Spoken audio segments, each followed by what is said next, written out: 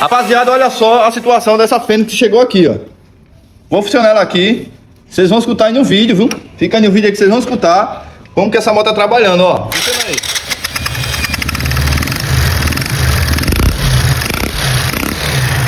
Aí, ó. Vou desligar ela aqui. E eu quero aí, ó, que vocês aí deixem nos comentários aí qual o defeito que você acha que deu aí nessa moto aí, nessa parte de força.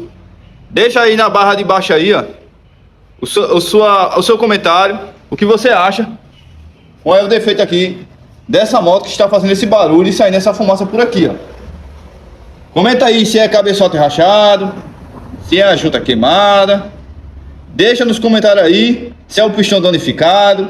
Deixa nos comentários aí o que você acha e qual defeito é que essa moto está fazendo esse barulho e com baixo desempenho. Deixa nos comentários. Fui!